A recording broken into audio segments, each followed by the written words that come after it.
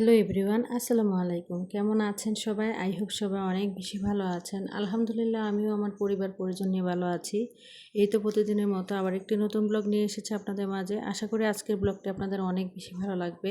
তো আজকে সকালবেলায় বাজারে গিয়েছিলাম। তো বাজারে যাওয়ার পরে দেখলাম অনেক কম দামে আর কি বাজারে আম বিক্রি হচ্ছে, যার কারণে আজকে অনেকগুলো আম নিয়ে এসেছি। সাথে কিন্তু কয়েকটা ডেউয়া ফলও নিয়ে এসেছি, কাঁচা আমও নিয়ে এসেছি। আসলে দেখেন, এখন কিন্তু এমন একটা সিজন, সব ফলই কিন্তু এখন পাওয়া যাচ্ছে।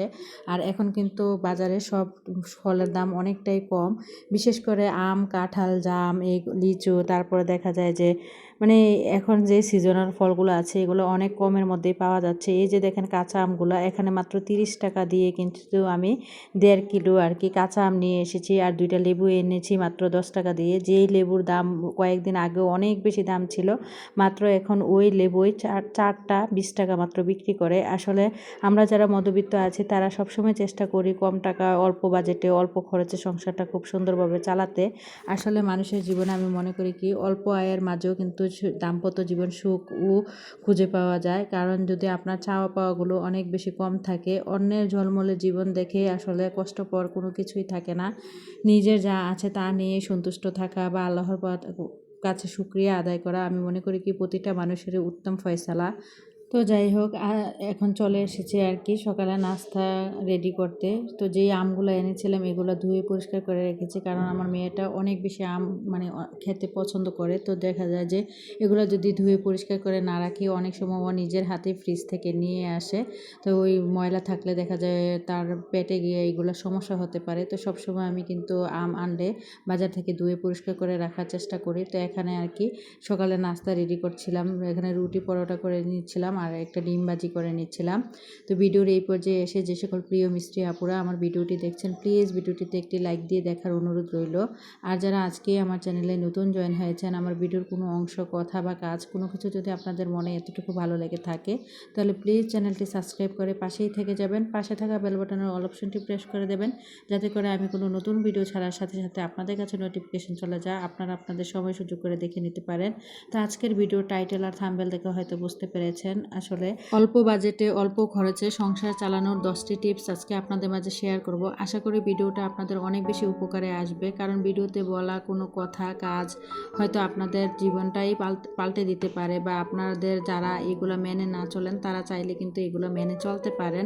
আসলে আমরা যারা মধ্যবিত্ত ফ্যামিলিতে বসবাস করি তারা সবসময় চেষ্টা করি অল্প টাকা, অল্প বাজেটের সংসারটাকে খুব সুন্দরভাবে কীভাবে ম্যানেজ করতে পারি। আর আমি কিন্তু মধ্যবিত্ত ফ্যামিলিরই বউ। আমি সবসময় চেষ্টা করি আমার সংসারটাকে বুদ্ধি করে, পরিশ্রম করে বা বুদ্ধি খাটিয়ে অল্প টাকা অল্প খরচে কীভাবে সংসারটাকে চালাতে পারবো সেই বিষয়গুলো মাথায় রেখে সবসময় আর কি চলার চেষ্টা করি। তো আশা করি ভিডিওটা আপনাদের জন্য অনেক হেল্পফুল হবে। তো যাই হোক, ভিডিওর প্রথম যে টিপসটা সেটা হচ্ছে, আমি মনে করি কি আসলে মাসের শুরুতে আমরা যারা মধ্যবিত্ত আছি, বেতন পাওয়ার শুরুতে বা মাসের শুরুতে সবসময় একটা মাসিক বাজেট তৈরি করার দরকার। আর মাসের আপনার কত টাকা আয় ও কত টাকা ব্যয়, তাছাড়া ঘর ভাড়া, বিদ্যুৎ বিল, গ্যাস বিল, বাচ্চাদের লেখাপড়া খরচ, সব কিছুই কিন্তু একটা নির্দিষ্ট তালিকার মধ্যে থাকতে হবে। আর নির্দিষ্ট তালিকার মধ্যে থাকলেই দেখবেন আপনি কিন্তু আজেবাজে খরচ থেকে নিজেকে অনেকটাই বিরত রাখতে পারবেন। তো আপনাদের সাথে কথা বলতে বলতে কিন্তু এখানে সকালে নাস্তাটা রেডি করে নিয়েছি। তো এখানে আজকে সকালের নাস্তায় ডিম ভাজি, তারপরে পরোটা, চা, এগুলো আম, এগুলোই কেটে নিয়েছি। আর আমি সবসময় চেষ্টা করি খুব সাদামাটাভাবে জীবনযাপন করার, আর সেই সাধারণ জীবনটাই আপনাদের মাঝে তুলে ধরার সবসময় চেষ্টা করি। কারণ আমি একজন খুবই মধ্যবিত্ত ফ্যামিলির বউ। আমাকে যে অনেক চাকচক্যময় জীবনযাপন করতে হবে বা চাকচিক্যময় জীবনযাপন করতে হবে তা কিন্তু নয়। আমাকে কিন্তু সব দিক ভেবে চিন্তে হিসেব করে কিন্তু আমি আমার সংসারটাকে চালাই। খুব সবসময় চেষ্টা করি অল্প টাকা অল্প বাজেটের মধ্যে আর কি সব কিছু ম্যানেজ করার জন্য। আর আমি ম্যানেজও করি ইনশাল্লাহ। আর আপনাদের সাথে কিন্তু সেই ভিডিওগুলোই প্রতিনিয়ত আপনাদের মাঝে আর কি আমি শেয়ার করি। তো যাই হোক, চলে আসি আর কি। তো 2 নাম্বার যে টিপসটা সেটা হচ্ছে অবশ্যই বাজারে যাওয়ার আগে অবশ্যই একটা নির্দিষ্ট লিস্ট তৈরি করে তারপরে বাজারে যাওয়ার চেষ্টা করবেন। এবং কি বাসায় কি আছে না আছে, কি শেষ হয়ে গিয়েছে, বাজারে যাওয়ার আগে অবশ্যই ফ্রিজ চেক দিয়ে যাবেন, কিচেন চেক দিয়ে যাবেন। কারণ অনেক সময় দেখা যায় যে ফ্রিজের মধ্যে অনেক সবজি থাকে, আমরা সেগুলো চেক না দিয়ে যাওয়ার কারণে দেখা যায় যে বাড়তি সবজি বাজার করে ফেলি, এতে করে কিন্তু সবজিগুলো নষ্ট হয়ে যায়। তারপরে চলে আসি 3 নাম্বার যে টিপসটা সেটা হচ্ছে সবসময় চেষ্টা করবেন মৌসুমি ফল ও মৌসুমি শাকসবজি খাওয়ার জন্য। আর অমৌসুমের যেসব ফল বা শাকসবজি সেগুলো কিন্তু অনেক বেশি দাম থাকে, তার জন্য সবসময় চেষ্টা করবেন। এখন যেহেতু বর্তমানে আম কাঁঠালের সিজন, এখন কিন্তু বাজারে অনেক অনেক কমের মধ্যে কিন্তু বিভিন্ন রকমের আম পাওয়া যায়। তো কম দামে যে আমগুলা সবসময় চেষ্টা করবেন সেগুলো খাওয়ার জন্য। আমরুপালি আমটা আর কি বাজারে এখন 100 টাকা দামে বিক্রি হচ্ছে। আর আমরুপালি ছাড়া হাড়িভাঙ্গা, তারপরে দেখা গিয়েছে বিভিন্ন রকমের আম আছে, এক এক আম এক এক দামে বিক্রি হচ্ছে। তো আসলে সবসময় চেষ্টা করবেন, এখন যেহেতু আমের সিজন, কাঁঠালের সিজন, সবসময় মানে সিজনাল ফলগুলো খাওয়ার জন্য। এতে করে কিন্তু দেখা যায় যে অল্প টাকার মধ্যে আপনার সংসারের সব পুষ্টি চাহিদাগুলো কিন্তু মেটাতে পারেন। একদিক দিয়ে অল্প টাকার মধ্যে বা অল্প খরচের মধ্যে কিন্তু দেখা যায় যে আপনার সংসারের ফলের চাহিদাটা কিন্তু পূর্ণ হয়ে যায়। পরে চলে আসি 4 নাম্বার যে টিপস। অবশ্যই বাজারে সবসময় যখনই কাঁচা বাজার বা যেই বাজারই করেন না কেন, সবসময় চেষ্টা করবেন পাইকারি বাজার থেকে বাজার সদাই কেনাকাটা করার জন্য। যেমন চাল, ডাল, তেল, মশলা বাজার, যেমন এলাকার দোকান থেকে কিন্তু এগুলো কিনতে গেলে তারা অনেক বেশি দাম রাখে। যদি আপনি কখনো বড় বাজার থেকে যদি পাইকারি দোকান থেকে ওইগুলো কেনাকাটা করেন, তাহলে কিন্তু দেখা যায় যে আপনার সংসার খরচটাই কিন্তু অনেক বেশি সাশ্রয় হয়।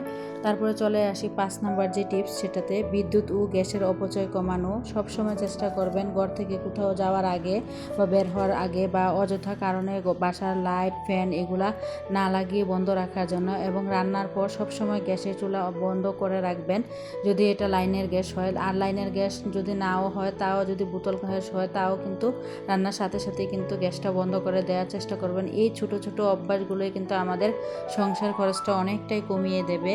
তারপরে 6 নম্বরের যে টিপসটা, সেটা হলো বাইরের খাবার পরিহার করা। হুটহাট বাইরে খাওয়া বা অনলাইন থেকে খাবার অর্ডার না করে, যদি এগুলো কিন্তু অনেক বেশি ব্যয়বহুল। বাড়িতে রান্না করা খাবার কিন্তু দেখা যায় যে একদিক দিয়ে স্বাস্থ্যকর, অন্যদিক দিয়ে কিন্তু খরচ কমানোর অন্যতম সেরা উপায়। তারপর 7 নম্বরের যে উপায় বা টিপস, সেটা হচ্ছে অপ্রয়োজনীয় কেনাকাটা বন্ধ করা। আপনার সংসারে যে জিনিসটার চাহিদা অনেক বেশি প্রয়োজন, অনেক বেশি, যেটা ছাড়া আপনার চলবেই না, সবসময় চেষ্টা করবেন ওইটুকু বা এইটাই কেনার জন্য। শুধু শুধু অযথা মানে ডিসকাউন্ট বা অফারে দেখলেই কোনো কিছু যে কেনাকাটা করতে হবে তা কিন্তু না। তা থেকে কিন্তু নিজেকে সবসময় বিরত রাখবেন। অনেক সময় দেখা যায় আপনার সংসারে একটা জিনিস রয়ে গিয়েছে, তারপরেও ডিসকাউন্টে পেয়ে গিয়েছেন বলে যে আমাকে এটা নিতে হবে, তা কিন্তু না। এই একটা অযথা খরচ, কিন্তু এটা একটা অপচয়। তো যাই হোক, 8 নম্বর যে খরচ মানে টিপসটা, সেটা হচ্ছে যাতায়াত খরচে সাশ্রয়ী হওয়া। কাছাকাছি কোথাও যাওয়ার সময় সবসময় চেষ্টা করবেন পায়ে হাঁটার অভ্যাস গড়ে তুলতে।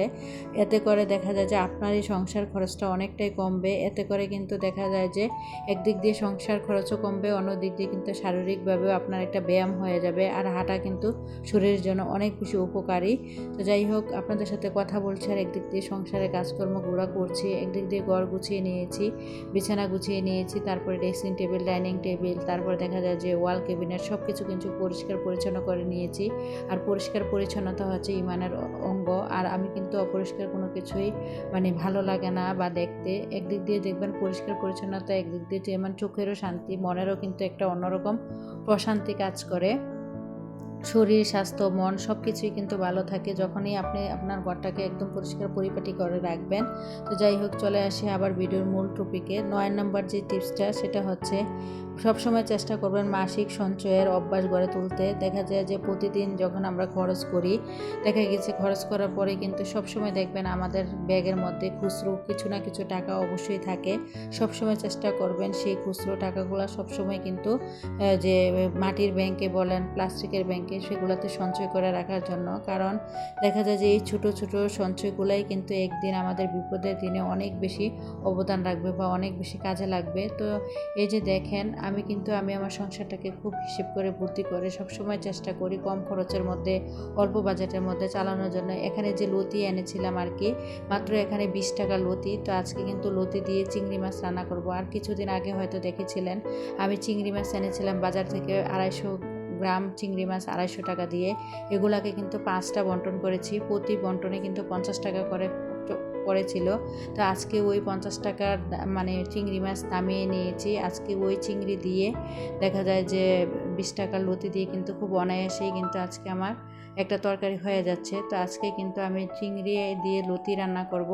আর চিংড়ি দিয়ে লতি কিন্তু সবার অনেক বেশি পছন্দের, আমারও অনেক বেশি পছন্দের। তো যাই হোক, তারপরে 10 নম্বর যে টিপসটা সেটাতে চলে আসি। সবসময় চেষ্টা করবেন বাসার পুরনো জিনিস না ফেলে দিয়ে সেগুলোকে রিসাইকেল করে ব্যবহার করতে। নিজে একটু যদি পারেন চেষ্টা করে কষ্ট করে যদি এগুলোকে ঠিক করে নেওয়া যায় বা রিসাইকেল করে নেওয়া যায়, এতে করে দেখা যায় যে আপনার আর একটা নতুন জিনিস কিনতে হবে না। আর নতুন জিনিস কিনতে গেলেই কিন্তু খরচ বেশি। আর সবসময় চেষ্টা করবেন অপচয় না করে ফেলে দেওয়া জিনিসগুলোকে বিভিন্ন কাজে লাগিয়ে সুন্দরভাবে সংসারটাকে চালাতে।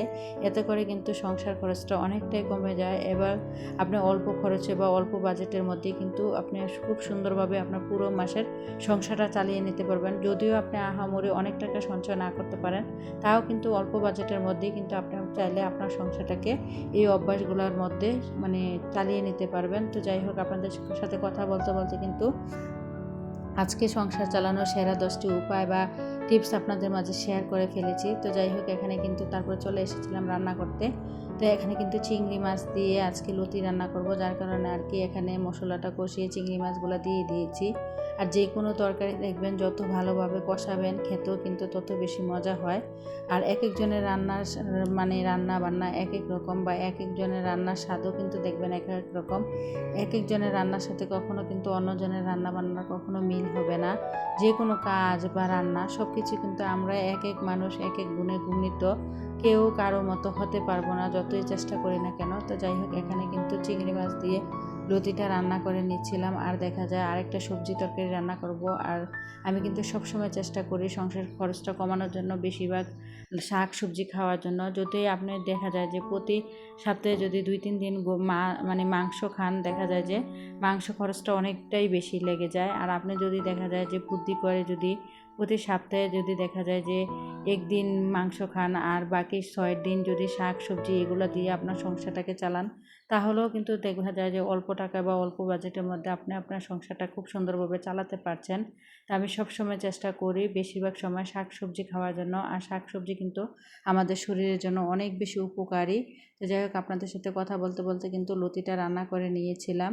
তারপরে চলে যাব আরেকটা তরকারি রান্না করার জন্য, কারণ চিংড়ি মাছ দিয়ে লতি দেখা যায় যে আমি যদিও পছন্দ করি, আমার বাচ্চারা কিন্তু অনেকে এটা আমার মেয়েটা অনেকটা ছোট, বা ও কিন্তু খেতে পারবে না, বা আমার ছেলেরও দেখা যায় যে অত বেশি পছন্দ করে না, যার কারণে এখানে ফ্রিজ থেকে বড় মাছ নামিয়ে নিয়েছিলাম। এই বড় মাছগুলো দিয়ে কিন্তু আজকে একটা সবজি দিয়ে রান্না করব, আর সেটা হচ্ছে চিচিঙ্গা আর কি। চিচিঙ্গা দিয়ে সবজি দিয়ে রান্না করব, যার কারণে এখানে মাছগুলো ভেজে নিচ্ছিলাম। তারপরে আর কি চিচিঙ্গাগুলো বেজে বেজে মশলা দিয়ে কষিয়ে তারপরে ঝোল দিয়ে দিয়েছিলাম। তারপর আর কি উপর থেকে মাছগুলো দিয়ে দিয়েছি। আসলে আমাদের সংসারটা অল্প বাজেটে অল্প খরচে চালানোর জন্য এই ছোট ছোট অভ্যাসগুলা বা অল্প কিছু উপায় মেনে চললে, অল্প কিছু টিপস মেনে চললে কিন্তু অল্প বাজেটে অল্প খরচে বা অল্প টাকায় বা অল্প আয়ে খুব সুন্দরভাবেই কিন্তু সংসারটা চালাতে পারি। তো যাই হোক, আজকের ভিডিওটা এই পর্যন্তই। সবাই ভালো থাকবেন। খোদা হাফেজ। আসসালামু আলাইকুম।